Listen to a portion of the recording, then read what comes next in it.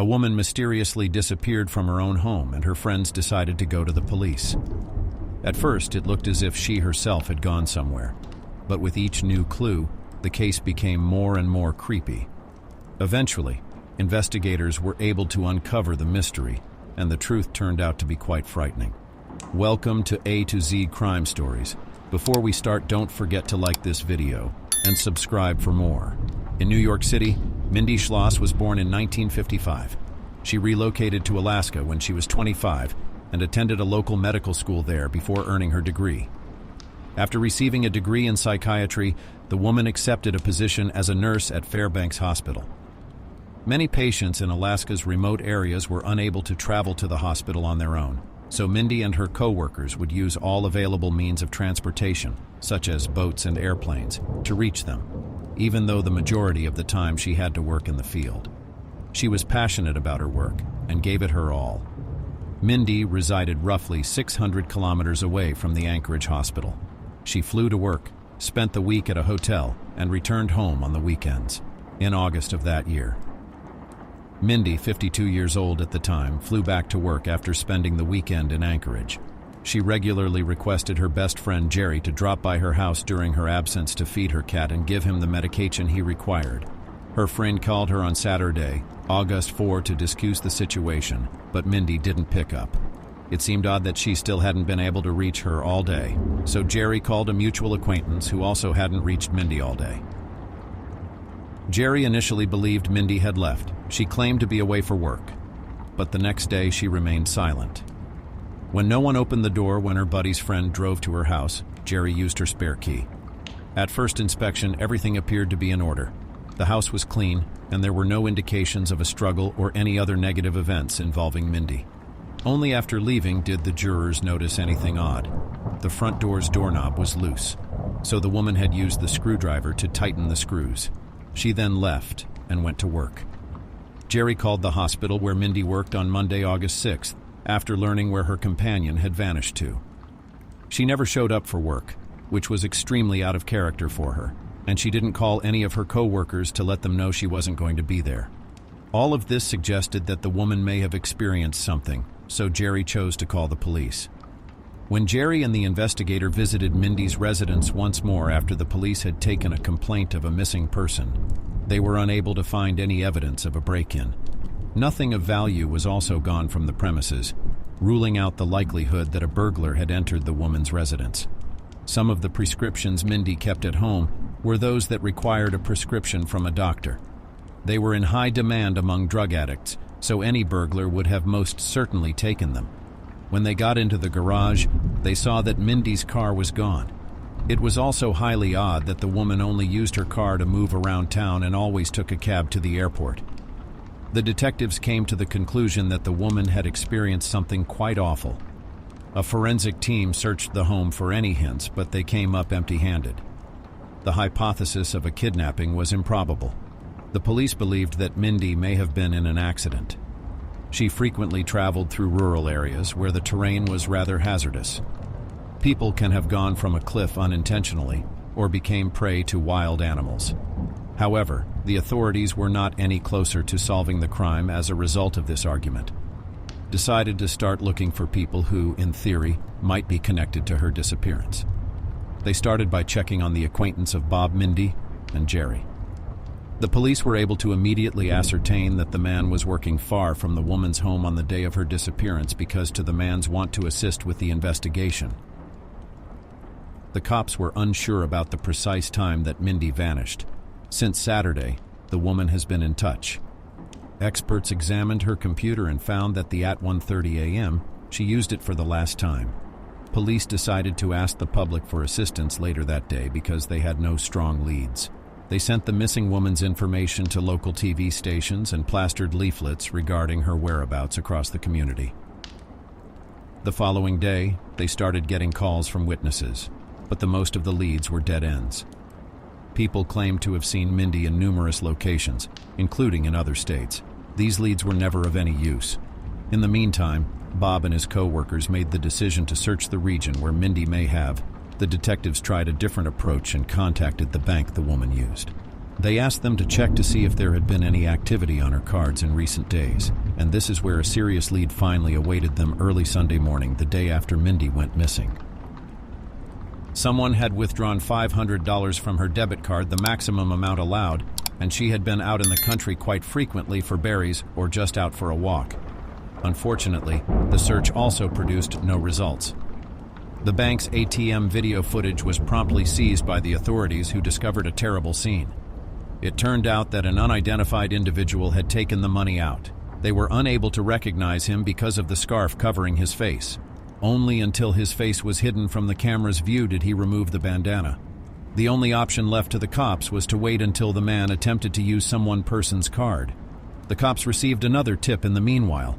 They discovered through Mindy's co-workers that she was preparing to remodel her house and had at one time employed employees. She and their boss had a disagreement on the reason for the work. Later, Mindy confessed to her co-workers that she was scared of him since he behaved suspiciously when he came to her house. Police checked on the man, but it turned out that he had a plausible explanation for why the woman vanished on that particular day. Another employee who visited her home on Friday about 7 p.m. was also questioned. The man was also uninvolved, and he had no memory of anything odd happening that evening. Within a short period of time, detectives had the 500 charge on Mindy's card occurred again early in the morning, but this time from a different ATM, according to a new lead bank security report. The cops knew it was the same individual after reviewing the security camera, but there was something strange on the recording. The man took the cash out and walked away, but he soon went back to the ATM. Pushing buttons as he moved around it, he eventually left once more. After contacting the bank detectives, they learned what was causing his odd behavior. This time, the police managed to find a witness who drove up to the exact same ATM when an unidentified man came out of there. According to the witness, he got on his bicycle and rode away. It was a significant lead since most people don't remember the ATM taking the card away to prevent the theft. The real owner can get it back by going to the bank with his ID. Of course, this was not an option for the criminal, so he lost access to Minnie's account forever. This time, the police managed to find a witness. Detectives chose to interrogate everyone in the Mindy area because the available information was still insufficient to draw them closer to a clue. They inquired about any peculiar occurrences or suggested any suspect neighbors. Unexpectedly, a number of locals named a house that was close to Mindy's home. They claimed that there were always celebrations there. The locals were constantly making noise and upsetting the peace. The detectives got there and discovered that there were quite a few residents, but they were unwilling to speak with the detectives. A woman who lived just across the street from the house was the next place the detectives went. She claimed that she did not notice anything odd, but it was clear from the way she was acting that she was quite tense. The woman called the police station the following day and begged the detectives to meet, but not at her home. They met elsewhere, and the woman told them a spooky tale. A man who lived across the street paid the detectives a visit not long before that. He claimed that police were patrolling the area and requested that she not let them know that he lived here. She heard someone strolling on her porch when she asked why he claimed to be on parole and did not want the police to know where he was at night. She noticed he was the same man when she peered out the window. He walked around, peered into a few windows, and then walked away. Because she was so terrified, the woman made the decision to call the police. Josh Wayne, who was 27 years old at the time, was his name, according to the detectives. When they put him through the database, they discovered that he had been found guilty of murder. He had been suspected of killing a woman by beating her 7 years prior, but a jury had found him not guilty. Josh spent 3 years in jail before being charged with tampering with evidence and given a 6.5-year prison term. He was let go. He was immediately recognized as a key suspect by early detectives. When authorities started looking for Josh, they learned from his housemates that he didn't own a car and primarily traveled by bicycle. However, there was just one issue. Man has vanished. Without a trace on Thursday, August 9th, police received a call from a local trucker who claimed to have seen Mindy's car in a parking lot close to the airport, giving them an unexpected new lead. He instantly recognized the automobile after seeing its photo in the newspapers. When detectives arrived on the site, they were able to verify that the car was actually Mindy's. They also observed that a nearby building had a surveillance camera directed at the parking lot, so they asked for a recording. It displayed a man operating this vehicle into on August 4 at 12:30 p.m. He exited the parking lot and appeared to wipe off his fingerprints by wiping down the door handle. Regrettably, the clarity of the camera prevented us from seeing his face.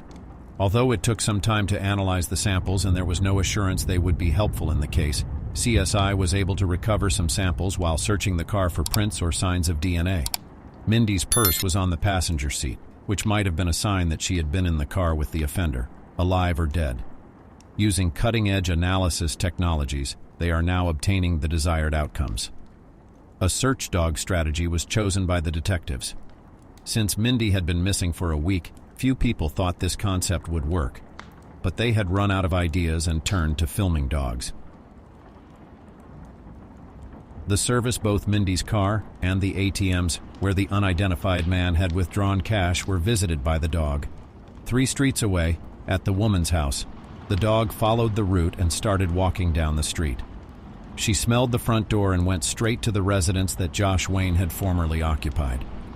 When the service dog pointed straight to the fact that Josh was in Mindy's car close to her house and those ATMs, the detectives, who up until that moment had not believed in the search dog concept, were taken aback. The exercise was repeated the next day by the police with a different search dog. The outcome was the same. The dogs made it to Josh's house after walking the entire distance.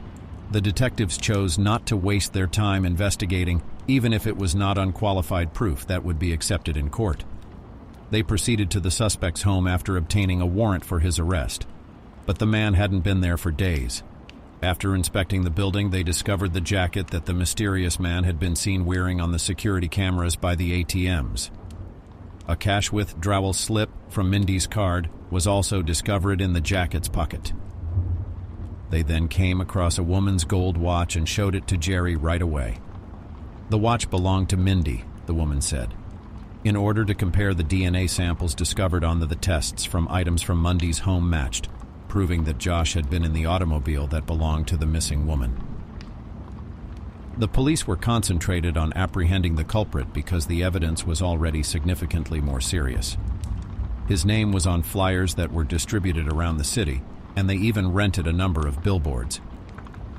Detectives said that it was one of the biggest manhunts ever conducted in Alaska. Nearly all law enforcement agencies were involved in the investigation, and at one point locals reported any questionable material. Point after the police revealed ATM camera images, Lisa, a lady, approached them almost immediately. She claimed she had previously seen Josh and was certain he was the person in the picture. The fact that the police did not identify the primary suspect is what matters most in this instance, but what happened next is what made the case turn. Josh's second friend turned up at the police station with a confession. She had been driving him about town for the previous week to assist him get around. He left his bag in the back seat one day, and the teenager and her mother peered inside, where they discovered a phone in the gallery and several more ATM receipts. They also discovered a picture in which Josh is allegedly brandishing a gun for the police. Detectives were already concerned that the suspect may attack someone else while they were looking for him, and now that they knew his phone was also armed, their concerns were only raised. The officers pleaded with Josh's girlfriend to go with them and meet them with a tape recorder so they could record Josh. They would try to persuade him to discuss what he had done to Mindy, but the girl was too terrified and soon refused. She was compelled to participate despite her will, nevertheless. On September 2nd, Josh showed up at her house and started yelling at her to give him her backpack. She had to quickly come up with an explanation after realizing she didn't have the backpack since the young woman had delivered it to the police. The young woman declined Josh's request to be taken somewhere far from here where he could escape the cops. She offered to let him remain at her house, but Josh fled since he felt uneasy. She decided to follow him covertly in her car and call the detectives along the way after realizing that she would now be safe until the cops caught the man. Josh eventually arrived at the residence of his friend and entered. Police, SWAT, and the FBI had already started to arrive on the area by that point. Everyone was concerned that the suspect would not give himself up without a fight, and utilizing force, those concerns came true. Josh held 2 persons hostage who were also there in the home. But after several hours of negotiation, a lawyer was able to persuade Josh to let up. He rarely spoke to the authorities during the interview, but the detectives were slow to accuse him of killing Mindy. Josh was only charged with swiping Mindy's bank card because at that point, they already believed the woman was most likely dead, but they couldn't prove it without her body. As a result, the FBI agent decided to get crafty. He recounted the accusations made against Josh and said they were all false. When Mindy went to the police to report the card theft, the investigator said that they had evidence that he was the one who had taken the money from someone else's card. The suspect became upset when he heard this and questioned what games they were trying to play with him.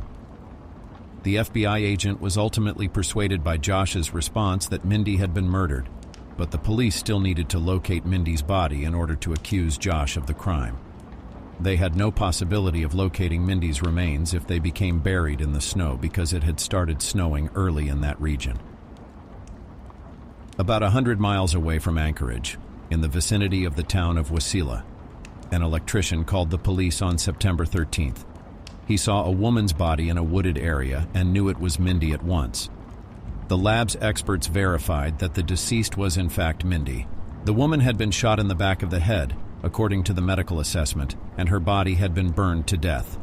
When the bullet was found, it was discovered that Josh had been captured using the same firearm that had fired the shot. The only thing left for the cops to do was to reconstruct the sequence of events that resulted in Mindy's demise. The specialists continued to search every square inch of her home for signs of Josh's presence in the interim. It was incredibly challenging to perform. They had to gather almost every hair from Mindy's home's floor and test it in the lab. Months passed, but ultimately was successful in locating a hair that belonged to Josh. The detectives now had concrete evidence that the suspect was present in the victim's home on May 18, 2008, 10 months after the murder, thanks to DNA tests that had proved this. Josh's ex-girlfriend Lisa, who had recognized him from a picture of him next to an ATM, declined to appear in court, which created an unusual situation as the prosecution gathered witnesses to testify against Josh. She frequently visited her ex-boyfriend incarcerated, and the duo once declared their investigators were surprised by this turn of events because they had intended to help Mary, but they soon recognized what was going on. Family members are not allowed to testify against one another under the U.S. Constitution, and Josh likely persuaded Lisa to marry him for this reason. There was just one issue. The marriage was quickly deemed null and void after it was consummated. Marriages between inmates were forbidden by the estate law. However, the investigators questioned Josh's extreme behavior in protecting Lisa from interrogation and testimony. Was it actually? Investigators tried to talk to the young woman but initially were unsuccessful. However, eventually Lisa herself contacted them and claimed that Josh confessed to her about the murder during one of her visits to the prison. According to Josh's story, there was a party at his house on Friday night, and Josh, who had no other means of support, decided to sneak into the house next. The young woman was likely aware of a lot more information. Josh flung open the door to the home and started looking around for valuables. He suddenly understood that if he continued to let Mindy live at this point, he would not be able to avoid going to jail. He seized the woman, led her to the restroom, and bound her hands since he didn't want to go back there. The criminal then went to his house to grab a gun, while also taking a few useful items to utilize in the kidnapping. He wrapped her legs in sacks and duct taped them before going back to Mindy's house.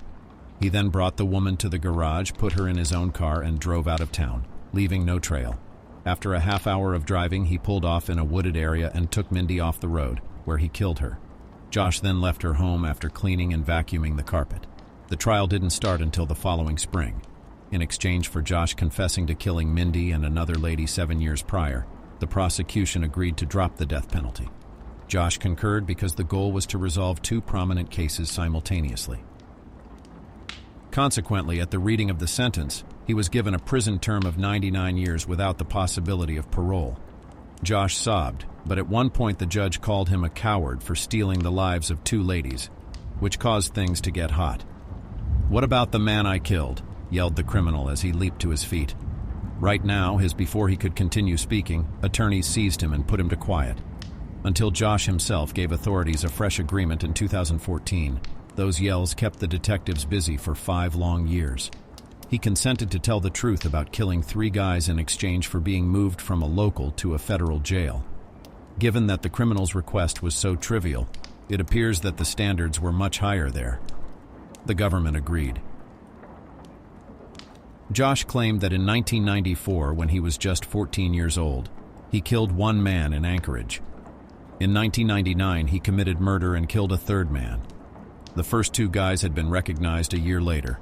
On the same day he killed the woman, but the 3rd man's name is still unknown. Josh was definitely engaged in the killings, but the real concern for the investigators is whether he has any additional crimes to his credit that he is keeping quiet about. In any case, the authorities were able to permanently cut him off from society and stop the other murders that were certain to occur. Share your opinion on the story in the comments and don't forget to like it if you liked the video. Thanks for watching. In this video, we'll discuss crimes perpetrated between 1996 and 2014. Despite the wide time span, all of these crimes had one thing in common. They were all committed along Virginia's Route 29, a major thoroughfare. The police looking into these crimes made several attempts, some of which were successful, to connect the incidents in some way. Some of the criminals referenced in this video may have already come up in separate investigations, though. Here, we'll try to look at the events from the standpoint of several offenses. In 1996, more than 20 women went to the police and said they had all been chased by a man in a pickup truck on Virginia's Route 29. He would communicate an issue with their automobiles and flash his headlights. A white male between the ages of 35 and 45 with reddish-brown hair who was driving a pickup vehicle was characterized as this individual. He earned the moniker Route 29 Stalker, 25-year-old Alicia Reynolds. Alicia Reynolds said her husband Mark farewell on March 2, 1996, at 7:30 in the morning in Baltimore, Maryland, and left for Charlottesville, Virginia. She had a meeting with her mother scheduled for 10:30 a.m., but she had nearly 150 miles to travel. She held off till 11:30 a.m. Alicia's mother contacted her husband Mark, but did not hear from her daughter. Mark informed her that Alicia had departed 4 hours prior, and that by that time, even without rushing, she should have arrived. After making the decision to call the police, Alicia's car was eventually discovered at 6 p.m. on the side of Route 29. Despite being close to Culpeper, Alicia was nowhere to be found. When the car was inspected, there were no indications of a crime, and afterwards, specialists said the car was mechanically fine. What caused the young woman to leave her automobile unattended is unknown. An inquiry was launched. Soon, witnesses who had observed Alicia conversing with a man in a blue pickup truck on the side of the road were located. The alleged first victim of the stalker on Route 29 is Alicia Reynolds. All the women who had been pursued by the man in the pickup truck before she vanished and who hadn't previously recognized they were in danger came forward to the police and related their interactions with the unidentified pursuer after she vanished. It was discovered that 3 other ladies had previously dated in addition to Alicia. 2 of them were delivered to their destinations in the pickup truck, but the 3rd woman, Carmelita Shomo, was not. Sadly, no picture of her could be located. A week before Alicia vanished, Carmelita stopped at his request. She saw someone flashing their headlights at her in the rearview mirror as she was traveling home from work on Route 29 that wet night. She stopped, and the pickup truck's driver followed suit. She was said there were sparks as the man approached her after getting out of his car.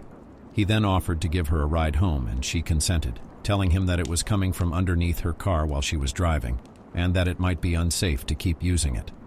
The pickup truck stopped on the side of the road after a brief trip, and the woman was then attacked. Despite having a fractured ankle, she was able to get out of the pickup truck and draw the attention of oncoming traffic, which startled the driver and caused him to speed away. However, Carmelita, an immigrant with poor English language, reported the event to the police. At that moment, no steps were done to identify the pickup truck driver due to the police officer's dismissive attitude and lack of respect for her word. Despite the efforts of law enforcement, the police were unaware that their incompetence would eventually result in a tragedy for the Reynolds family. 2 months after going missing, Alicia was not located. Her body was located 15 miles from where her car was found, in a forested location. Laura Winans is 26 years old, and Julianne Williams is 24. May 1996, the same month that Alicia Reynolds' remains were found again, saw the father of Julianne Williams call the police on May 31st to report his daughter missing. She hadn't arrived at the appointed time since she and Laura Winans were on vacation in Shenandoah National Park. They were last seen extending their stay at the campground on May 24th at around 5:30 p.m. Following the police report, park rangers found the two women's bodies the following day. They were both killed by incisions to their necks and the binding of their wrists. Authorities gave May 28th plus or minus 30 hours as the date of death. It was discovered that there had been no sexual activity before the victims' deaths, and their possessions were still in their tent. We shall return to this incident later. This motiveless crime baffled detectives, and the authorities were unable to crack the case right away. Sophia Silva, 16, is a teenager. On September 9, 1996, 3 months later, 16-year-old Sophia Silva vanished from her yard in Spotsylvania County without leaving any evidence of a struggle. Numerous searches. Sadly, it didn't produce any results. Her remains was discovered in a King George County creek a month later. The test found that Carolyn McDaniel was 20 years old and that Sophia Silva had also experienced sexual assault before to her death. 20-year-old Anne Carolyn McDaniel left her home in Orange and vanished 12 days after Sophia Silva was kidnapped. Occasionally, hitchhiking was something Carolyn McDaniel enjoyed doing. She was last saw hitchhiking on the road on September 20th, 1996. Her burned bones were discovered 2 days later, located in Culpeper County, only 15 miles from the location of Alicia Reynolds' body. Katie Lisk was 12 years old, and Kristen Lisk was 15. Despite the police's best efforts, 7 months had gone since Anne Carolyn McDaniel's death was discovered, and none of these crimes had any solid suspects. In the meantime, Spotsylvania, where Sophia Silva was kidnapped on May 1, 1997, was shaken by a fresh incident. Kristen Liske, 15, and her sister Katie, 12, went missing. The girls would typically contact their father when they got home from school because he was at work at the time. On this particular day, though, the father didn't hear from his girls, so he began making calls home. He went home right away because there was no response. None of the nearby residents had seen the girls, and they were nowhere to be found. The girls had come back, as shown by the bag with their school books that had been placed on the grass. But something had transpired since I got there. In the wake of it, a police report was made, and some 1,500 people joined the hunt for the girls. Their bodies were found in the South River, 40 miles from their house, 5 days later. The test revealed that drowning was the cause of death. Strangely, the water discovered in their lungs was probably clear tap water, much like in Sophia Silva's case. In their last moments, the girls' sexual integrity had been compromised. The types of crimes and some supporting evidence shown that a single person was responsible for these crimes. A Canadian visitor was riding in Shenandoah National Park on July 9, 1997, when she heard the sound of an approaching automobile. She was expecting the car to drive past, but it didn't. She noticed that the car was approaching her in an odd manner. The pickup truck's driver tossed a soda can at her before getting out and ordering her to take off her clothes. The woman tossed a water bottle at him and used her hands to block his path as he approached her. He tried to drag her into the car, using the bicycle as a barrier, but when he realized he couldn't, he got back in the driver's seat and tried to run her over. Being discouraged by yet another failure, she managed to hide behind a downed tree. The woman saw it as hell when a ranger just so happened to be walking by. He immediately radioed a description of the vehicle, a blue Chevrolet truck, and the person who was arrested as they were leaving the park. The culprit was identified as a 28-year-old man. On April 10, 2002, Daryl David Rice received his sentence of 11 years and 3 months in jail after pleading guilty to the attack in March 1999. In relation to the instances of Laura Winans and Julianne Williams, Rice was charged. To refresh your memory, the young women's deaths were reportedly expected to occur around May 28th, give or take 30 hours. It was discovered that Rice entered the park at around 8 o'clock in the evening by reviewing surveillance camera footage from that time. Dated May 25th. He returned to the park the following day at 5 p.m. and was seen on camera visiting the park on June 1st, 1996, the day the young women's bodies were discovered. Rice knew he would likely receive the death penalty, so he hired a strong defense team that eventually had the accusations against him withdrawn. A hair discovered on the sticky tape used to bind the young woman was later determined through new DNA testing technologies to not belong to Rice. He was cleared of those charges in April 2004 due to insufficient evidence. But Rice's legal struggles were far from ended. The blue pickup truck he was driving when he was stopped belonged to his father, who resided close to Highway 29 in Virginia and was accused of being the Route 29 stalker. His attorney expertly handled the problem once more. When Rice was named as the attacker during the 2005 trial, Carmeliere Shomo, the woman who had successfully resisted the attack and broken her ankle in the process, pointed to a completely different person when she was shown photographs of men for identification prior to the trial. Years ago, in the middle of the night, the defense was able to sow a seed of doubt in her mind, making her wonder if Rice was the criminal. The defense team successfully exploited this uncertainty, which led to the charges being dropped. Additionally, there was no evidence linking Rice's actions to the Alicia Reynolds case, which is regarded as an incident involving the Route 29 stalker. Cases of harassment on the highway were only seized following Reynolds' disappearance. Additionally, nothing suggested Rice's involvement in the incidents in question, Spotsylvania and Orange. Despite numerous circumstantial evidence that the Route 29 stalker was in fact him, it was impossible to prove. As a result, the identity of the driver of the pickup truck that scared women is still unknown. Even with the given prize, the police made a concerted effort to solve these crimes, but they were unable to come any closer to the offender. 15-year-old Carol Robinson was at her friend's house on June 24, 2002, in Columbia, South Carolina, while an acquaintance showered. When a man with some pamphlets in his hands approached, Kara was watering the flowers in front of the house. He requested that Kara give her parents the items. He held a gun to her neck as she walked up to him and told her to get in his car. When he brought Kara to his house, she was chained and repeatedly forced to have sex while the kidnapper was fast asleep. Kara was able to free herself, make her way outside, and eventually find a police station. She had been held captive at the station for 18 hours. Everything she recollected helped the police find her abductor, but by that point, he had managed to escape. The perpetrator was identified as Richard Mark, 38, an honorable man who appeared to be just like everyone else. Mark is a former member of the military who is married and works. He had left the Navy in 1987 after being exposed to a 15-year-old girl and her 3-year-old sister, it was learned. For this offense, he was given a 3-year sentence with probation. He was captured by the police in Sarasota. Ivana made the decision to commit suicide after realizing he had no other option and was marked by a gunshot and a burst of light. It was determined that he was involved in the cases of Sophia Silva, Kristen, and Katie Lisk, after inspecting his home and comparing the available evidence. The threads on the corpses of the ladies were an exact match to the strands on his bathroom carpeting.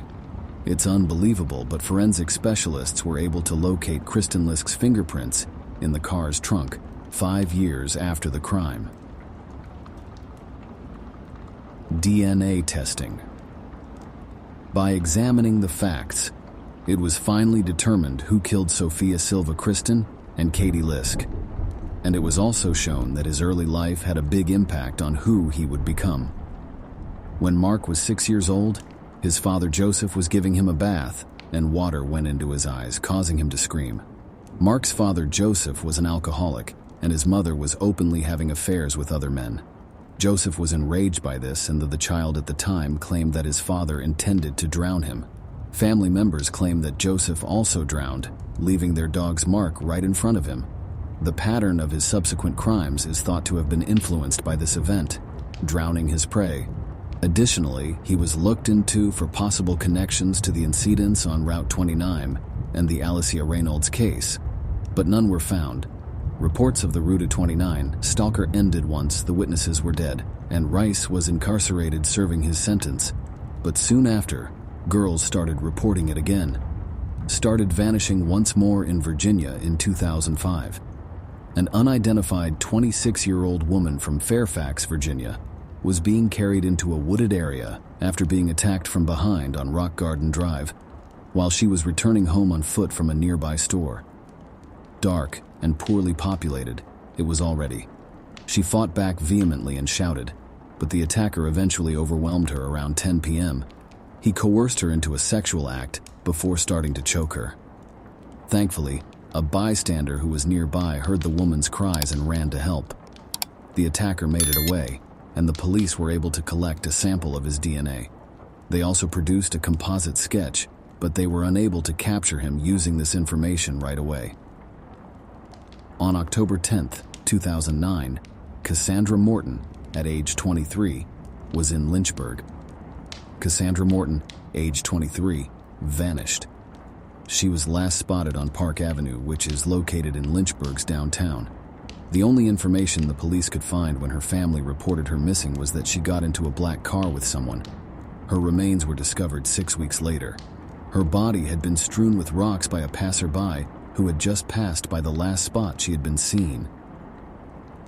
20-year-old Morgan Dana Harrington was last seen in Lynchburg 7 days after Cassandra Morton vanished. Morgan Dana Harrington, age 20, vanished in Charlottesville, a nearby city 70 miles distant. On that terrible day, October 17, 2009, she was a student at a technological university. She and her pals went to see Metallica perform. When his opening band was on stage, she informed her friends that she would use the bathroom and then come back. Her pals were concerned because she had been gone for a while. When they called her at 8:48 p.m., she replied that she was outside the arena but was prohibited from entering due to the no re-entry rule. She also indicated that she was going home, but nobody seemed to think about how she would get there for some reason.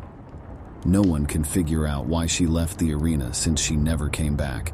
She said that she needed to use the restroom, yet there are facilities inside the arena.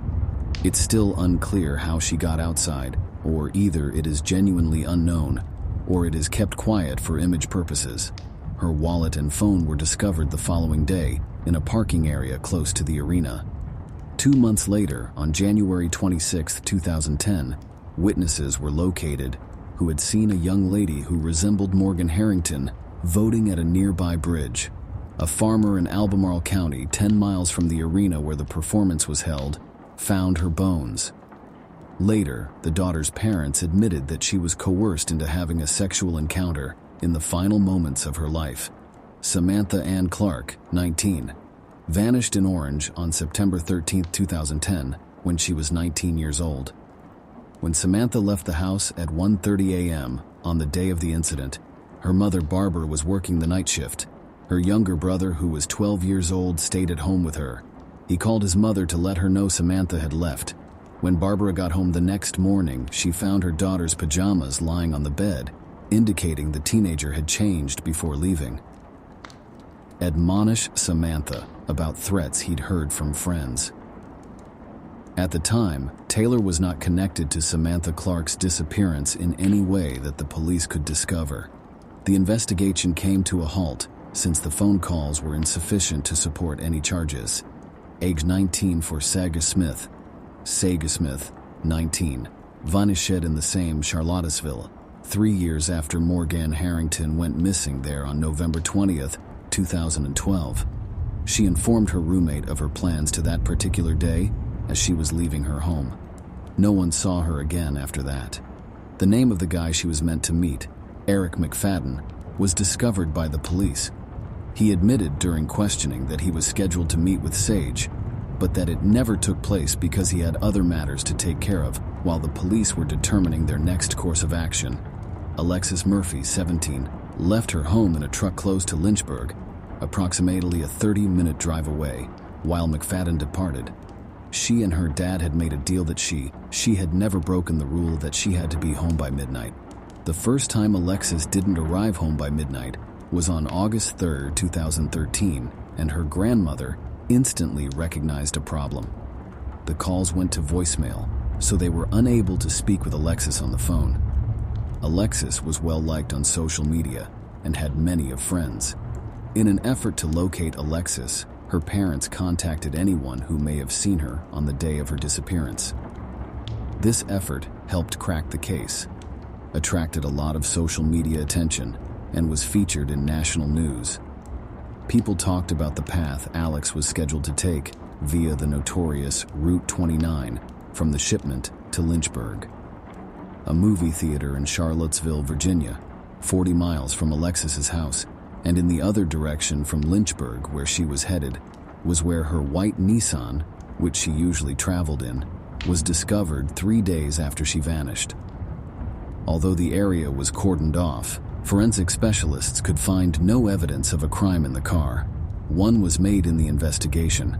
Surveillance footage from the Livingston Liberty gas station provided a breakthrough in the investigation. Detectives carefully reviewed the video, which was captured on Saturday, the day Alexis left her house for Lynchburg.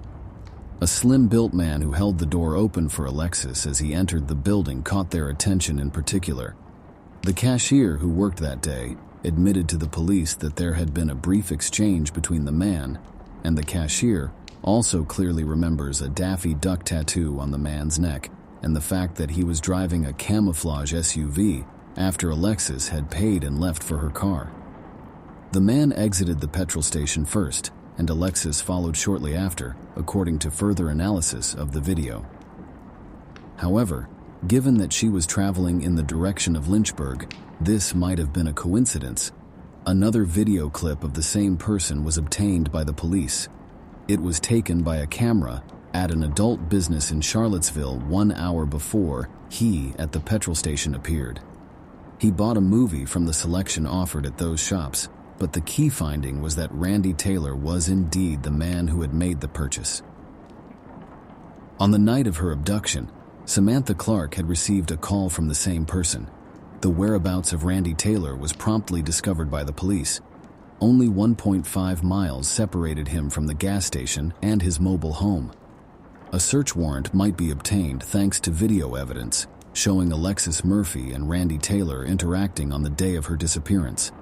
Anything that might be connected to Alexis's disappearance was taken by FBI officers. Inside the trailer, they discovered 3 items that were particularly noteworthy: black hair, a severed artificial nail, and an earring stud. In close proximity to Randy Taylor's porch, within 20 meters, they discovered a broken phone that was also taken in for inspection. Within 2 days, the outcomes showed that it was Alexis Murphy's phone. Analyses proved Randy Taylor's connection to the missing girl. The earring, nail, and hair that were discovered in his home belonged to Alexis. Alexis Murphy was still missing 11 days after she vanished, despite the fact that Randy Taylor had been taken into custody. When Taylor arrived at the courthouse, he was accused of kidnapping. Taylor began to speak when he recognized that the police were looking for information that would implicate him in both the kidnapping and the death of the missing young woman. However, his statement was now what everyone knew. He said that day Alexis was in his trailer as expected, but she wasn't there by herself. She was there with a black man named Damian Bradley who had dreadlocks. The authorities found evidence that Alexis and Damian Bradley had indeed interacted online and met in person. They visited Taylor's trailer, according to Taylor, to sell plants they were growing, and they had a beer. Taylor utilized a physical struggle between Alexis and her friend at some time to explain why Alexis's DNA was found in the police investigated Damian Bradley's alibi and discovered that he was in another state at the time. It seemed as though Taylor was merely attempting to place the responsibility elsewhere. In the meantime, FBI officers went back to the trailer for another push, and it worked. They discovered Taylor's t-shirt, which was worn the day Alexis vanished, and was now wrinkled below the couch. Eyelashes and hair extensions that are frequently used as extensions were wrapped within. After inspection, it was discovered that the eyelashes and hair were These pieces of evidence were sufficient to accuse Randy Taylor of both the kidnapping and the murder of Alexis Murphy on May 8, 2014. Randy Taylor was given 2 consecutive life sentences in July after being found guilty on all counts.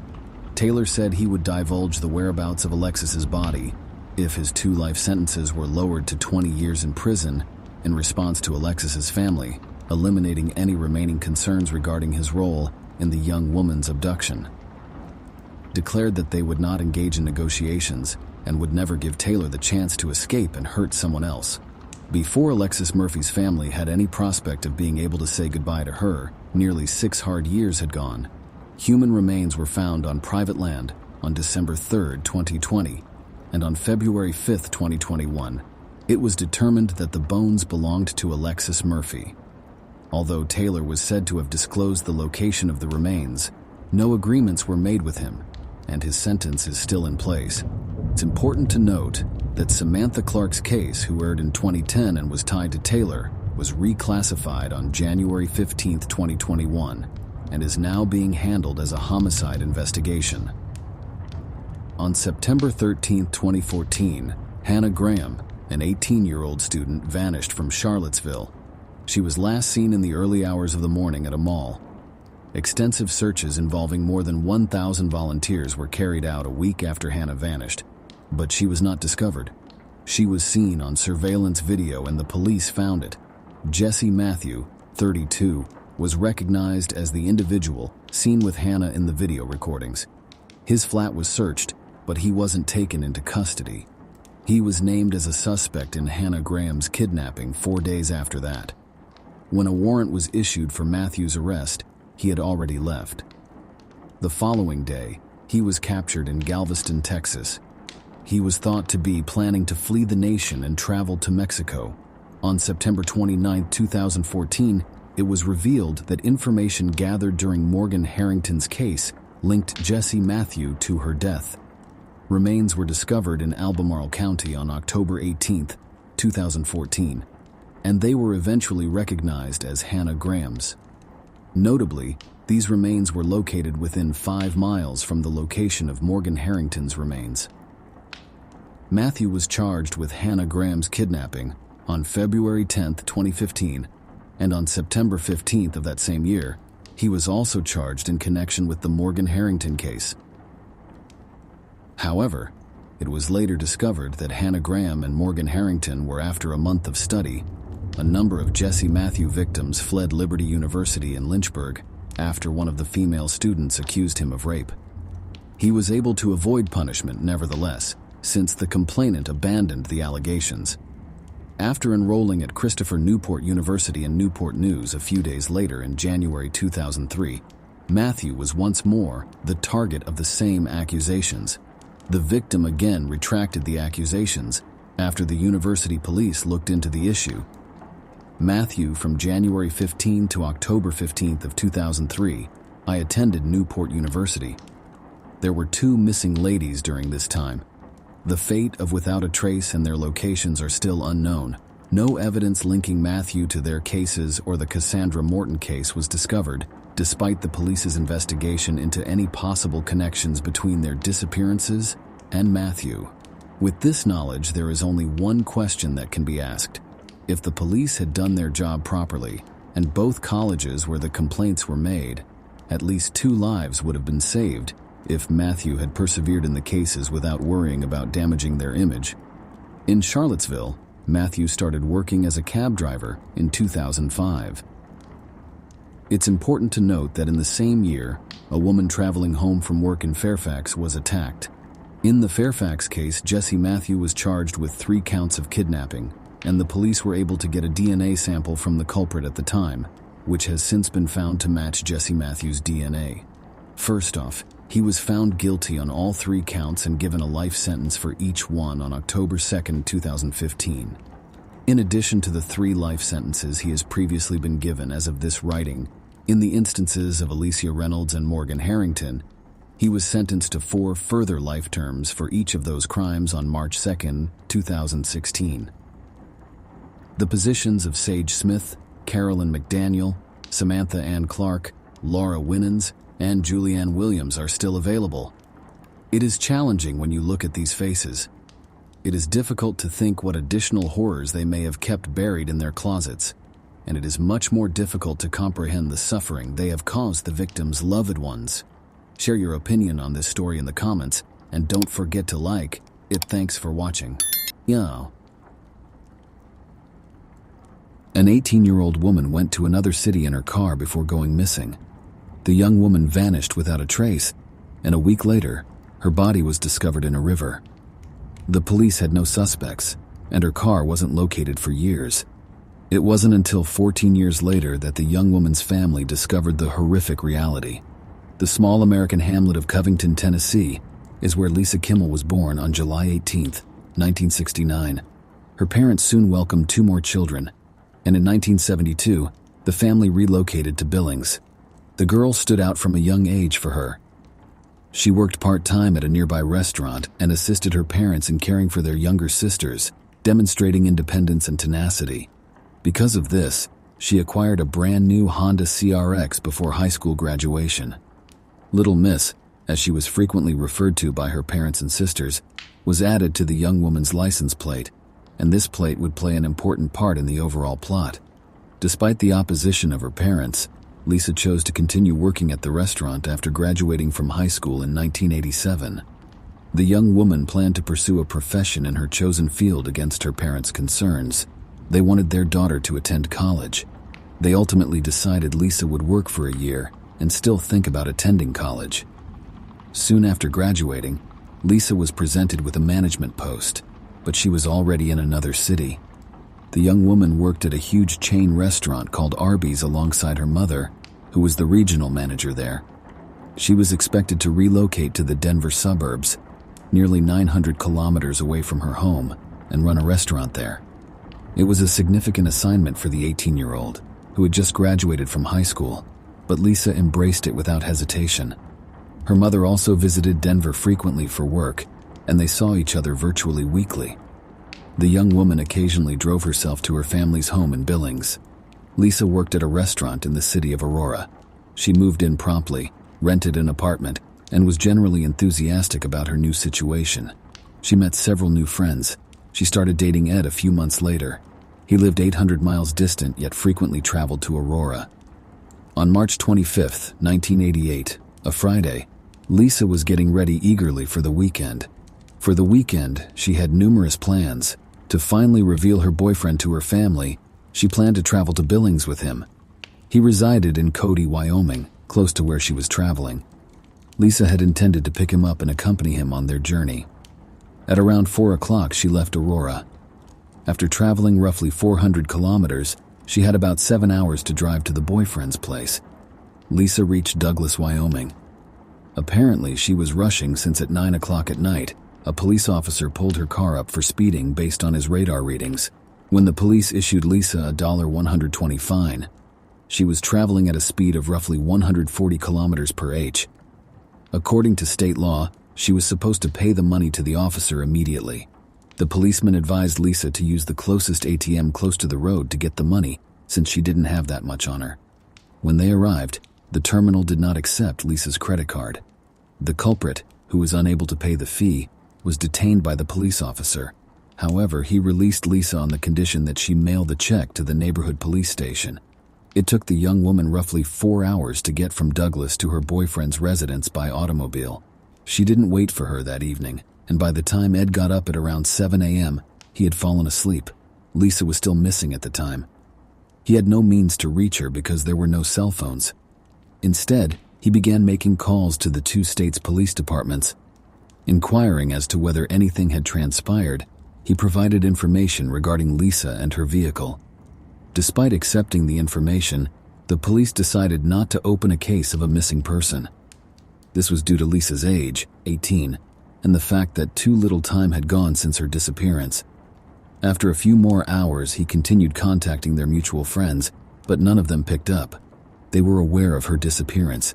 He then attempted to reach Lisa's parents, but they weren't at home. He also contacted Lisa's boss. When they returned hours later, their phone was ringing nonstop. To find out if they had heard from their daughter, Other persons made simultaneous attempts to contact them. The parents initially believed Lisa had simply been delayed and was still traveling. It was difficult to believe that anything could have occurred to her, given that she had previously taken this path numerous times. However, time went by and she was still missing. By that time, her parents had called Ed and invited him to visit them. In such disturbing circumstances, Lisa's long-planned first encounter took place without her, and 2 days later, the young woman was still unreachable.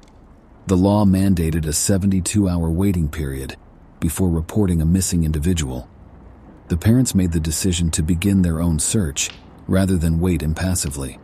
A small aircraft pilot was contracted by Lisa's father to fly over the area where the young woman was. He hoped this would assist him find where her automobile was supposed to be, but the search was fruitless. Along some of that road, the father also drove his car, but he was unable to spot Lisa. The family continued on after that. The girl's parents called a friend of theirs who was a private investigator and had previously worked for the police. He was able to persuade the neighborhood police agency to accept an early missing person complaint because of his contacts. Sadly, they found no leads, so the police were called right away. Although it was discovered that Lisa had been stopped by their patrol officer the night she vanished, her whereabouts were still unclear. There was just one thing that was certain. Between Douglas and the town of Cody, the young woman and the car had vanished. The area along that path had been searched by the authorities, but there is one major issue. There are hundreds of miles worth of farmland, woods, and mountains involved. To cover the entire area, it required months of labor and thousands of workers. The search on the ground therefore made little or no progress. On the morning of April 2nd, 8 days had gone when a guy dialed the police. He claimed to be river fishing close to Casper, Wyoming. He once recognized the body that was submerged face down in the river. The fisherman immediately assumed it was her since he had just heard on the radio that the police were seeking for a missing young woman.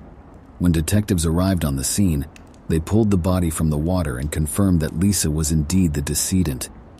Medical professionals examined the body and made a dreadful discovery. Lisa passed away just 2 days prior to her body being found, so investigators had to figure out where she had been hiding out for the entire time. It was later confirmed that the young woman passed away about 6 days after going missing. The death was initially believed by the authorities to have happened roughly 5 hours after she vanished, which later caused misunderstanding.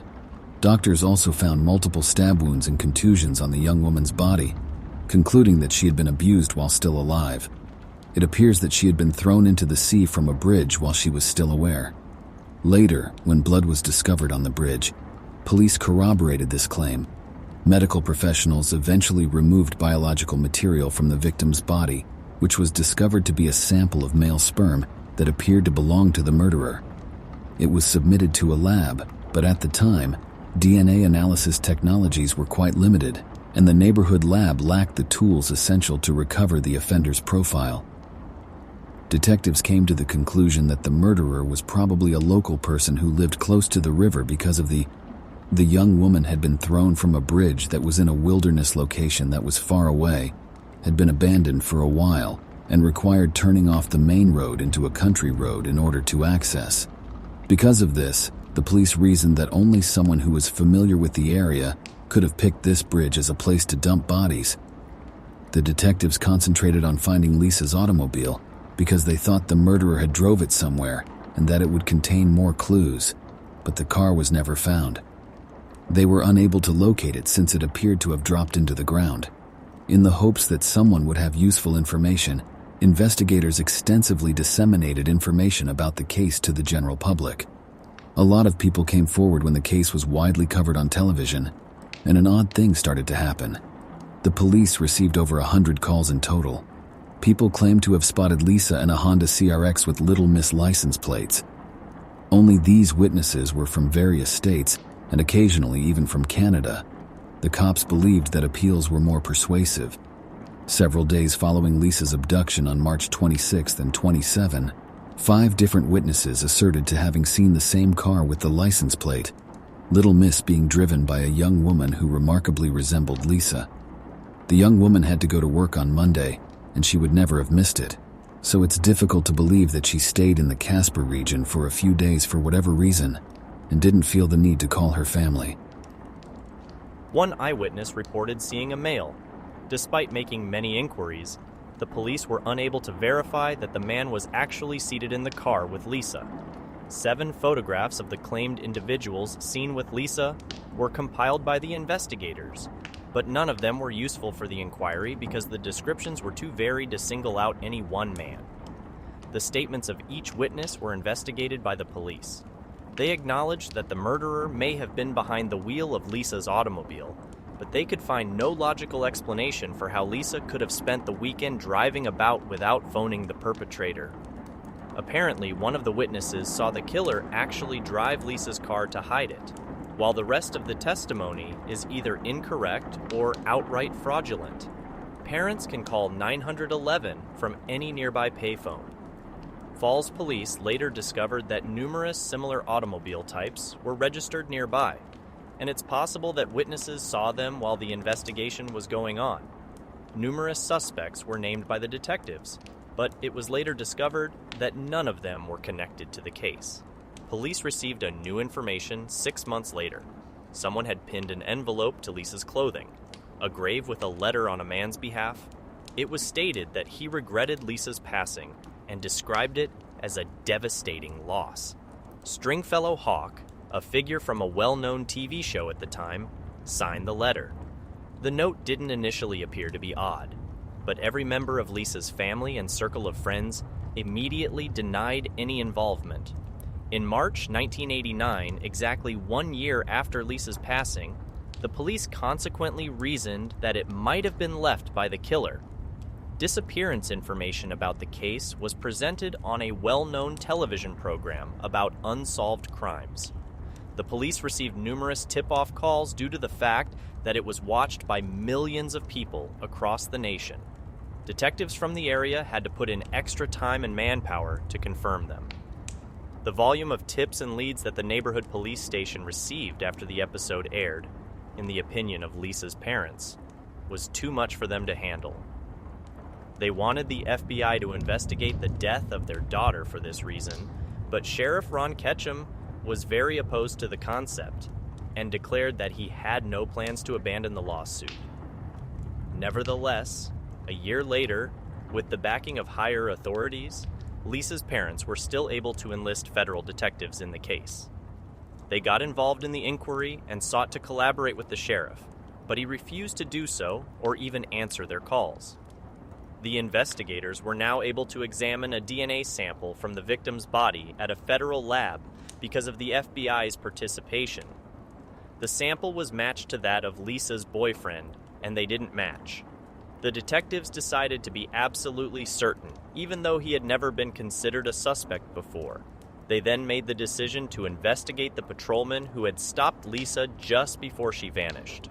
Although detectives acknowledged that he might have filed Lisa and attacked her later, he possessed a recording of a discussion with the young woman that showed him bidding her farewell. The cop gave his DNA sample right away, and it did not match that of the murderers. After a local radio station broadcast a show about Lisa's murder, the next unexpected tip was received. We're called by a witness who claimed that he had witnessed Sheriff Ron Ketchum stopping the young woman in the road on the day she vanished, and there were some pretty suspicious moments at play. The sheriff opposed the FBI's involvement in the investigation and never claimed to have stopped Lisa that evening. Then, exactly 2 years after Lisa's death, a guy abruptly left the police and made an attempt on his own life. When detectives questioned him, he was able to recover and was receiving psychological treatment. Ron, however, entered a not guilty plea and declined to give a DNA sample. The investigators started to take him seriously as a suspect because everything about him seemed suspicious. But when they were prepared to get a court order for a DNA sample a few months later, the man did offer one himself, and it did not match the killer sample. It's unclear why, if he was unrelated to Lisa's death, the sheriff was behaving in such a peculiar manner. His co-workers noted that he had always been a complex individual who had experienced Vietnam, thus before the young woman vanished, he was acting in this manner. The cops eventually ran out of solid leads. They published more information about the case in 1992, in the hopes of locating other witnesses. The primary account of the inquiry suggests that there may have been many offenders. Most likely, one man abducted and killed Lisa, but someone else assisted in getting rid of the car. The possibility of the young woman being abducted at a traffic stop at a petrol station or someplace else was also considered by the investigators, but it was ruled out. Prior to these occurrences, the young woman was very cautious, and Lisa picked her up after his car stalled on the road and another driver stopped to assist her. Because she was aware of the potential danger, the young woman did not step out of the car and merely slightly dropped her window to speak with him. The case remained unsolved for an additional 10 years because the authorities were unable to pursue any fresh leads. They didn't experience their long-awaited breakthrough until July 2002. The neighborhood's police force reopened the killer's DNA sample was the first thing entered into the FBI database during the inquiry. It wasn't used in mass across the nation until the late 1980s, and even then, it wasn't around yet. When they finally added a sample from Lisa's body, detectives discovered a match right away. The sample belonged to Dale Wayne Eaton, 59, who was incarcerated at the time. In 1997, he had been detained for using a weapon against a young couple and their young child when they were traveling through Wyoming. Wilderness. Dale drove by and stopped to assist as their car stalled. We offered the family a ride to the closest service station, which allegedly belonged to his brother, after he examined the car and indicated there was no way to fix it immediately. After agreeing, they boarded his van. Dale declared he was exhausted and needed to sleep a short distance later. He climbed into the rear of the vehicle and asked the woman to take the wheel. He grabbed his rifle and motioned for the woman to get out of the car and onto a country road as soon as it moved. Woman violently twisted the wheel, knocking Dale off balance and causing him to drop his weapon. When they exited the vehicle, the assailant reached for a knife, but the family's father quickly reached for the rifle and struck Dale with the buttstock. After that, the family climbed into his van and headed to the neighborhood police station. Dale was apprehended by detectives after they drove to the spot and found him nearby. Due to the numerous mental impairments that were discovered during his trial, they decided to put him to a closed rehabilitation center rather than imprison him. According to the authorities, he would stay there for a number of years, during which he would receive assistance in moving on with his life, finding a job, and other things. After a few months, he managed to escape, for which reason he was apprehended and given a 5-year prison sentence. What matters most in this situation is that Dale's DNA was collected before he was imprisoned and submitted into the FBI database. This led to the Lisa case's investigators ultimately finding a match. He lived nearby and was 43 years old when Lisa was killed. Law enforcement investigated Dale's past in that area and found a long list of crimes he had committed. At the age of 16, he committed his first significant crime. Dale offered to help the woman take the watermelons he had just sold her home. The woman looked at the watermelons after they arrived and noticed they were rotten. After a lengthy altercation in which she refused to pay for them, Dale stabbed her and then ran away. The following day, the man was taken into custody, and the court ordered him to receive treatment. He was identified as having many moderate mental illnesses. Following treatment, he kept switching employment since he couldn't establish himself in any position. He eventually got married, and the two went on to have 3 kids. The couple's 15-year marriage was miserable. They fought frequently and separated. He relocated to Moneta, a city only an hour's drive from Casper, in 1996. There, his in-laws had a bus converted into dwelling and numerous unfinished constructions on the property. Dale made himself at home there. Except for an occasional tiny bed, there were no living quarters in that bus. To take a shower, he would travel to a neighbor's home. Because of this, Lisa's body had DNA from a seasoned serial offender, but authorities weren't ready to arrest him because they needed more proof. Officers showed up to the precinct where he formerly resided. Nearby, a number of neighbors lived, and one of them gave the detectives an intriguing tale. Around the time Lisa vanished, Dale allegedly dug a sizable hole on his property and declared he was going to put, but that never happened, in a septic tank. When the lot was dug up, the detectives discovered Lisa's automobile with Little Miss license plates. With all of this information in hand, the police began to work gathering the evidence they would need to successfully prosecute Dale. They knew they would have plenty of time while he was inside, because Dale killed the man who shared his cell with him. He was finally charged with Lisa Kimmel's murder in April 2003. The lawsuit proceeded because the man refused to admit guilt. The prosecution called Dale's other cellmate to testify, saying that the man confessed to him about Lisa's murder and gave him all the details the young woman allegedly saw him on the side of the road, stopped, and agreed to give him a ride. At one point, Dale allegedly started to molest her but was rejected. Then he pulled a gun and ordered her to his house where Lisa was killed. But nobody accepted this explanation. Lisa's parents warned her against picking up a hitchhiker in the middle of the night in a remote location. Dale had a motive to lie. Either he told his cellmate a lie, or he made it up himself to get his sentence reduced for testifying. The investigation reveals that was not the case. Lisa most likely stopped at a petrol station before Dale attacked her there. Between Casper and Dale's house, they even mentioned a certain gas station by name. Lisa had to pass it on her way there.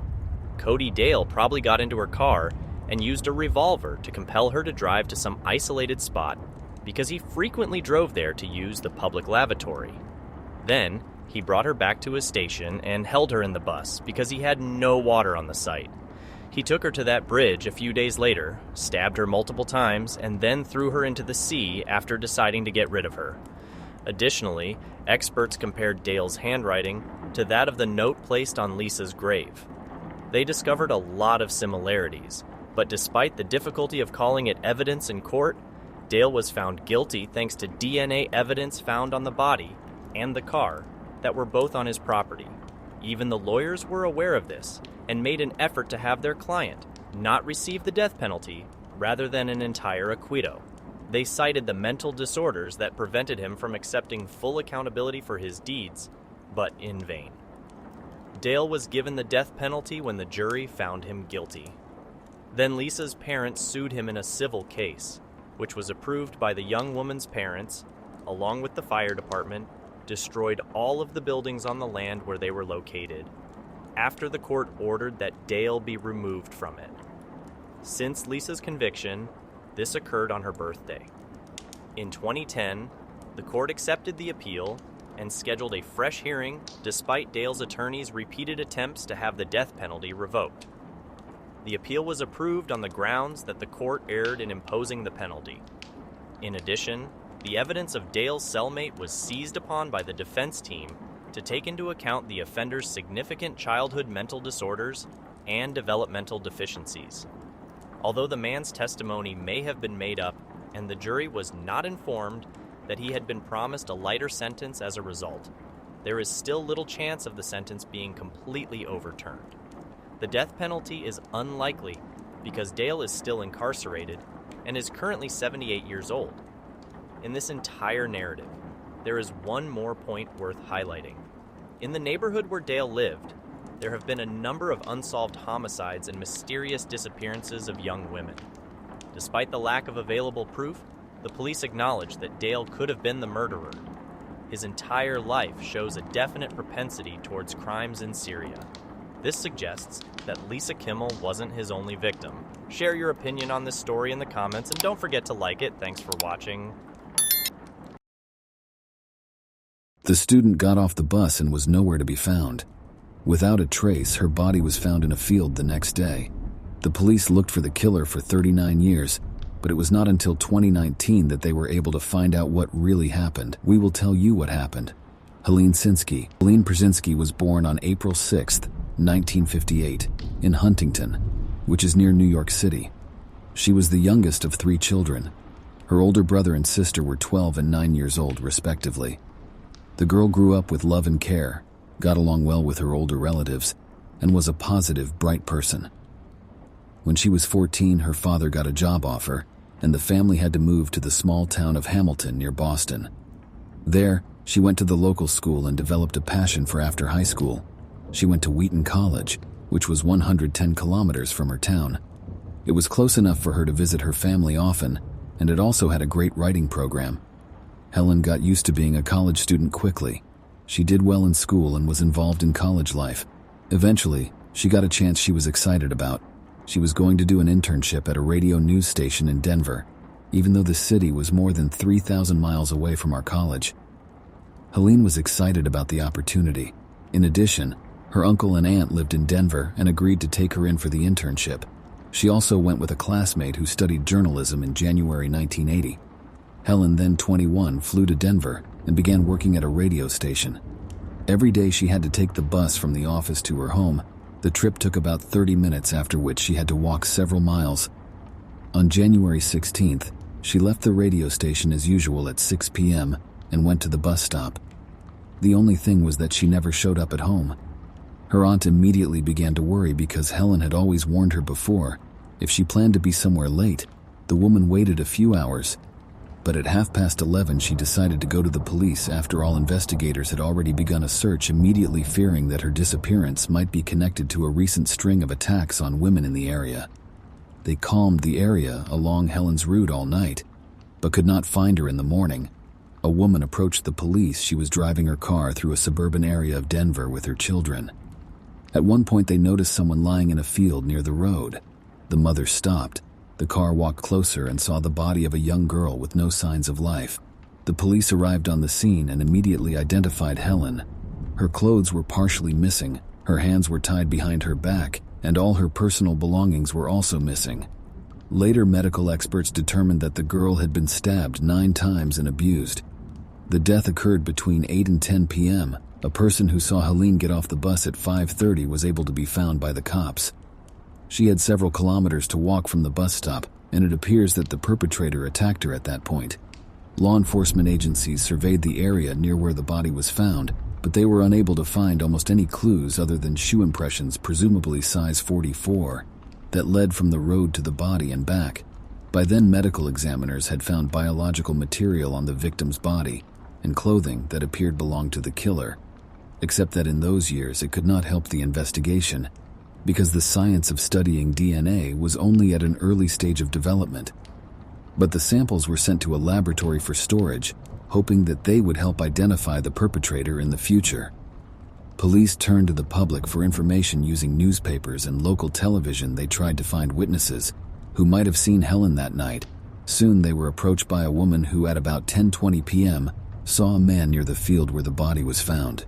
He was standing on the side of the road next to a car. Unfortunately, it was dark outside at the time, and the woman could not get a good look at the man she provided the police with, only generalities that could not help them in any way. Then the detectives took a very interesting step with the consent of the witness. They invited a hypnotist to the station, and the woman was able to remember more details, on the basis of which it turned out to draw a portrait of this unknown man. It is hard to say whether the hypnosis session really helped the investigation, but the fact remains that at that time the police had nothing but this drawing, but they could not find a single suspect, and the case froze for years. Helen's college diploma was given to her after she died as a way to remember her. The school also named an alumni award after her because she was always involved in college life. The investigation was not reopened until 1998. 18 years after the murder by then, technology in the field of DNA research had progressed markedly, and researchers had entered samples of biological material into the FBI database. Unfortunately, no matches were found. This meant that the perpetrator had no previous criminal convictions, at least not since they began taking DNA samples from convicts. 15 more years passed, and in 2013, the local police department created a unit to handle unsolved cases. They reopened the investigation into Helen's murder, but no new leads could be found. A DNA sample from the victim's body never showed up in the FBI database. This meant the girl's killer had not come to the attention of the police for other possible crimes all this time. Throughout all these years, Helen's relatives and police were not the only ones trying to find the truth. The girl's high school friends with whom she was in the choir took an active part in the investigation. Decades after her murder, they continued to press detectives to review the case regularly. They also gave interviews to get the story out to the public and distributed flyers about Helen's murder along her bus route. In 2017, the case was reopened again, and this time the detectives had much more to go on by this point. forensics had begun to make extensive use of genetic genealogy, by which the perpetrator's identity could be deduced through his relatives. Of course, this was a very complicated and time-consuming process. Moreover, this method worked only in the case if the relatives of the DNA possessor were in the publicly available genetic databases. There are several of these, and they are mostly used to search for family members. In 2018, police turned over available DNA samples to the Parabon lab, which had already helped solve hundreds of similar cases. Experts looked at about 3,000 matches, including even distant relatives of the alleged killer. They had to get rid of people who did not fit the age range or could not have committed the crime for other reasons. In the end, they decided that the person with the DNA was probably the son of a woman named June Estes, who was dead at the time. The problem was that she had 4 sons, but the lab was only able to identify 2 of them. They were 10 and 11 years old. A year went by before something unexpected happened. A woman named Jessie put her DNA sample into a public database, which was the best way to find criminals. Experts at Parabon saw that Jessie was a close relative of Helen's killer and contacted her. After a more detailed DNA test, they found that Jessie's 3rd cousin was the killer. Detectives asked the woman for information about her family to finally find the suspect. Immediately after uploading her data into the database, the woman began collecting information about her family tree and asked both of her parents to enter their DNA into the database. Through this, experts at Parabon determined that the killer was related to Jessie on her father's side. Unfortunately, the search for an answer will drag on for several more months. Expert detectives and Jessie's family worked together to get closer to the owner of the DNA from the murder scene, and soon it finally happened. The cops were able to reach a relative of June Estes, and he gave new details about her older sons. It turned out that the woman suffered from mental problems, and after her next breakdown, her father took the boys and took them to another town. Their names were William and Curtis, and the detectives were to find out which one of them was the killer. The answer was not long in coming. The Cavs immediately discovered that William had been incarcerated multiple times, and his DNA sample was entered into the FBI database in 2010. Given that the sample from Helen's body has been run through that database repeatedly since then, William was not the killer. The downside of this database is that it only shows a full match, not a partial match, even when brothers are involved. 39 years after the murder, the police had a prime suspect named Curtis White, who also went by the last name Clanton. It turned out that this man had a long criminal history. When he was 18, he knocked on a woman's door and asked to use her phone. Once inside, he grabbed a knife and abused the victim before running away. He was quickly caught and sentenced to 30 years in prison, but he was released after only 4 years because he was defended.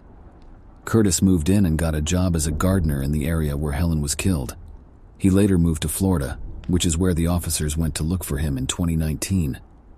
Curtis was 62 years old at the time and worked as a trucker. Before charging him with Helen's murder, investigators wanted more hard evidence. After a week's surveillance, they got a hidden DNA sample from him, but it wasn't enough. Followed to a club, he confessed to a brutal murder. Life sentence granted at 82. Victim's family found closure after almost 40 years. Other cases possibly linked but unproven. Justice served partially. Share your opinion on this story in the comments and don't forget to like the video if you like it. Thanks for watching. In June 2000, 15-year-old Leah Freeman vanished, leaving a small town in shock. With rumors swirling and a distraught boyfriend, Nick McGuffin, desperately searching, the police investigation took unexpected twists. Witness testimonies, concealed evidence, and advanced DNA testing would lead to revelations and suspicions. Dive into the mysteries and uncover the truth behind Leah Freeman's disappearance in this video. At 10:15 p.m. on June 28, 2000, the Courtwright home received a call. The phone was answered by Corey Courtwright. Nick McGuffin, Leah's 18-year-old boyfriend, was the one who inquired as to her whereabouts. Nick had picked up Leah from their house about 4 p.m., which caught Corey off guard. Little did she realize the difficulties she would face in the future. Nick McGuffin, who was 3 years older than Leah Freeman, went to the same school as her. The two young people finally began dating after becoming acquaintances at some time. This alarmed Leah's mother, Corey, who had learned that her daughter and Nick shared more than just a spiritual bond. they also had a physical one. Around 4 p.m. on that day, Nick drove up in his vintage Mustang to pick up Leah. Leah bid her mom bye before leaving in the car. The young pair enjoyed listening to loud music while driving. Nick claims that he dropped Leah off at the home of her closest friend Sherry at around 7 o'clock. They agreed that he would pick her up from there at 9 o'clock. But when he arrived there, Leah was gone, and the guy Leah was staying with told him that they had gotten into a fight, which caused Leah to get furious and leave. Leah was nowhere to be found when Nick started driving around the streets looking for her. Nick encouraged Corey not to worry and reassured her that he would locate Leah and bring her home at around 7 a.m. as their chat came to an end. On June 29th, still waiting for her daughter to come home, Corey called Nick's house to inquire about her whereabouts. Shortly after they reported her missing to the police at the station, Nick was shocked because he thought she was at home.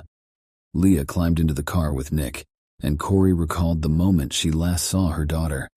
He claimed that after speaking with Leah's mother on the phone, he kept driving around the city looking for the teenager, substantiating his allegation that Nick had been stopped by the police twice the day before, owing to he was pulled over by the police on several occasions, all of which he stated he was looking for Leah. He asked his buddy Kristen Steinhoff for assistance after being stopped for the second time owing to a problem with the car. They then drove around the city for nearly an hour in her car, but it did not work, and they went their separate ways. According to Nick, he then made the decision to walk close to Leah's house once more. Around 2 a.m., I noticed a light inside of her.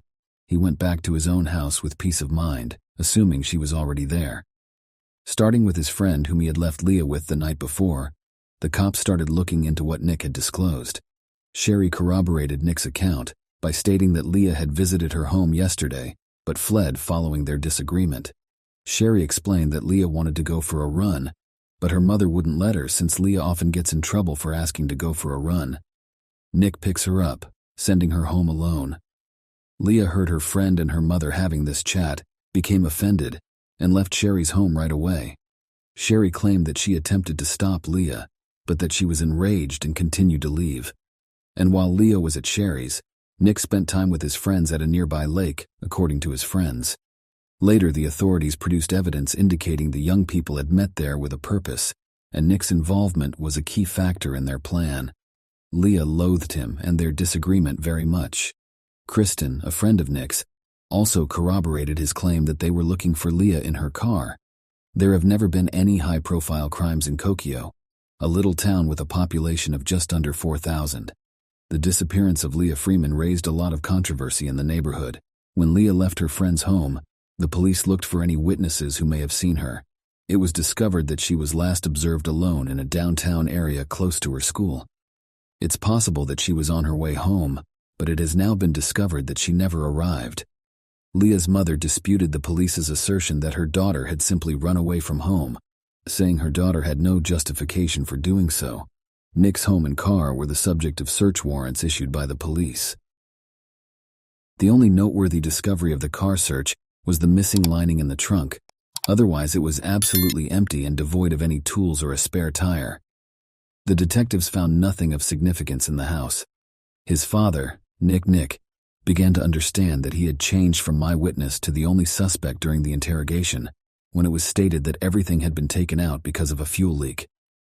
Nick attempted to disregard the accusations that he was somehow connected to Leah's abduction, as he kept looking for his loved one by distributing flyers bearing her picture.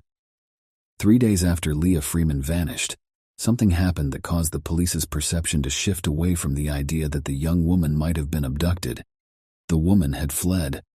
Near the school where Leah was last seen, a man who worked at a nearby vehicle service business approached the police. He recalled that on the night of the young woman's disappearance, he had been working late and was about to leave when he saw a shoe by the roadside that looked like one of his kids' sneakers, which they occasionally brought to his business. He took it home after picking it up. The father didn't recall anything until Leah's disappearance caused a stir.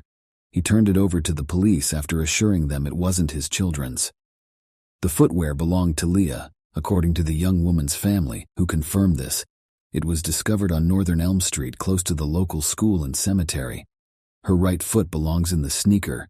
It was Leah Freeman's shoes, according to the results of the forensic investigation.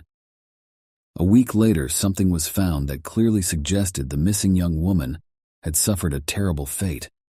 Into the second sneaker Leah owned, it was in the Hudson Ridge area, about 7.5 miles from where the first sneaker was discovered, on an old logging road, a remote location where one might easily conceal themselves from prying eyes. A forensic examination of the sneaker revealed dry stains of a dark red hue that contained Leah Freeman's biological material. Leah's mother claims that the police didn't start treating her daughter's absence seriously, or stop thinking her a runaway until the sneaker was found. Were organized by the police to search the area after a second shoe was discovered.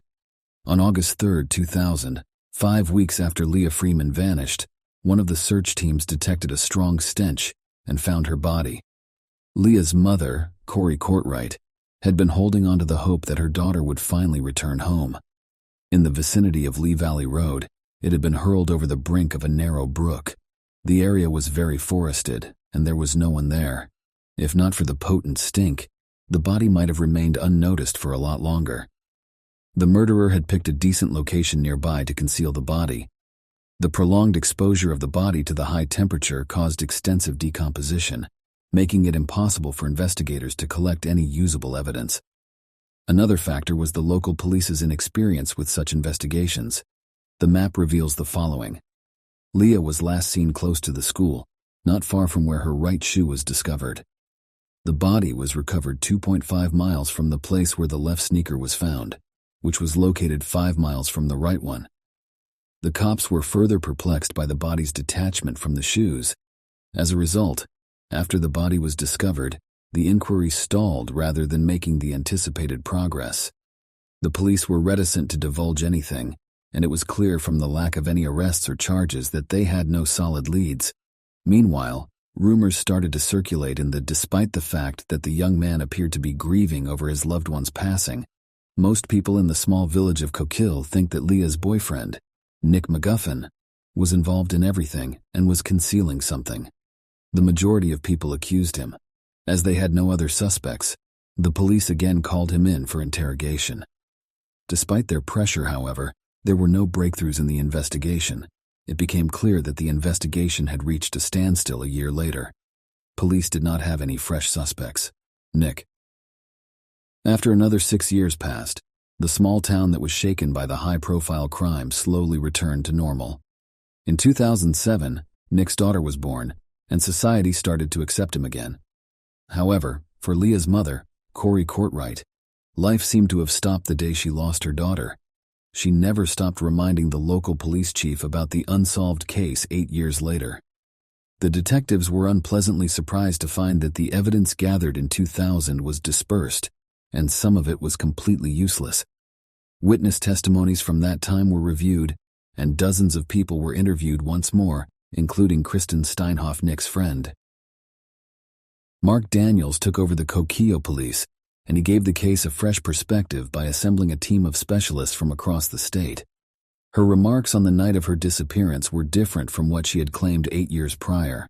She recalled how Nick visited her home that evening about midnight, and the two of them had a cigarette. Nick then began kissing her, but it didn't last long since she objected. Nick McGuffin was called in for additional questioning after her testimony rekindled earlier suspicions about him. Kristen's testimony was corroborated, and he acknowledged that what she had stated was accurate, but he had been reluctant to do so in 2000 when the police had publicly suggested that Leah might have. The most surprising development was the appearance of a witness years later who claimed to have seen Leah and Nick after she left her friend's house. Leah was only 15 at the time, which could have provided a motive for Nick to commit the crime and could have landed him in jail. Leah Freeman's body was discovered on August 23, 2010, 10 years after she passed away. Her boyfriend Nick McGuffin was taken into custody and accused of being the cause of death. The prosecution used the testimony of 2 witnesses during the trial. Leah and Nick were allegedly seen by a witness at 9 o'clock. The day she vanished, close to the establishment where the first pair of sneakers was discovered. Nick allegedly tried to drag Gila into a car as they were shouting. According to the prosecution, it was at this time when Nick allegedly hurt Leah, as evidenced by the stains on the shoes. Someone who claimed to have had an argument with Nick in 2002 and that Nick had threatened to treat him the same way he treated Leah was the second and most significant witness. This accusation was understood as this witness was the ex-boyfriend of the young lady Nick subsequently married, which would have influenced his testimony, but the prosecutor ruled out the likelihood of prejudice. Nick McGuffin refused to confess guilt, but in the absence of any tangible proof, he only had the testimony of witnesses. Nick McGuffin was found guilty of Leah Freeman's involuntary manslaughter by 10 of the jury's 12 members. When the verdict was revealed on July 19, 2011, 11 years after she passed away, he received an 11-year prison term. The mother experienced her first moment of comfort upon learning that the person who had kidnapped her daughter was now in jail, but the narrative doesn't end there. In 2014, Nick McGuffin's relentless insistence on his innocence and his prolific letter writing to multiple human rights organizations produced results. One of these organizations became interested in his case, and Jazz Parakow, his new attorney, started looking into the facts and witness accounts that had led to the guilty conviction. As she learned, in addition to the police concealed vital information that would have impacted the jury's verdict due to the lack of tangible proof connecting Nick McGuffin to the killing of Leah Freeman. The fact that Leah's clothing contained traces of gray automotive paint that did not coincide with the hue of Nick's car during the trial was kept a secret. Although it was stated that the Mustang's interior had been completely cleaned when it was originally checked, pictures from that time clearly showed otherwise. Witness statements disputed the prosecution's witnesses' assertions that I witnessed Leah and Nick fighting outside the school at around 9 o'clock. But these unreported testimonies claim they weren't brought up in court.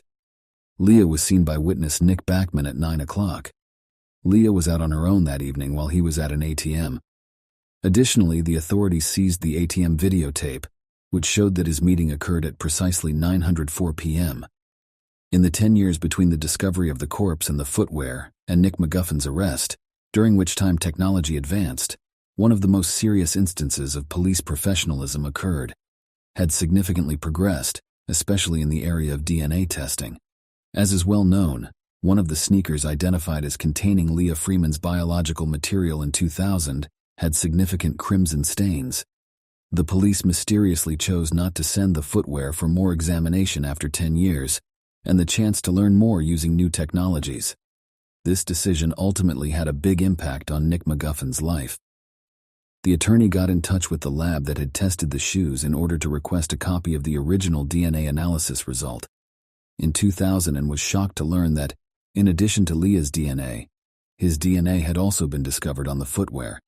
However, the male DNA was so minute that at the time, technology could not further identify it, and its discovery was no longer mentioned anywhere in the police records. Nevertheless, the police decided not to conduct a further investigation in 2010, despite having all the available options. The footwear were submitted for re-examination in 2017, thanks to Nick's defense, and the results showed that both male and female DNA was present. However, the detected samples were so small that it was impossible to obtain comprehensive information for comparison with the FBI database. They could only reveal similarities when compared directly to the DNA of the person who left them. The sneakers, both inside and outside, did not belong to Nick McGuffin. Nick McGuffin's guilty judgment was reversed on November 29, 2019, and his case was given back to the prosecutor who had been in charge of it during the 2011 trial. The prosecutor claimed that simply because McGuffin was found guilty was overturned doesn't mean he's innocent, given that Nick had already completed nearly all of his 11-year sentence and the new evidence. The prosecutor chose not to pursue a new trial against him. On December 17, 2019, Nick McGuffin was released from prison. He now intends to hold the authorities accountable for erasing 10 years from his life. The investigation into Leah Freeman's killing is still ongoing, but possibly new techniques will one day be developed that will allow for a more precise identification of the murderer. Mom Corey Cartwright is still of the opinion that the individual is Nick McGuffin. Share your opinion about this story in the comments and don't forget to like this video. If you enjoyed it, thank you for watching.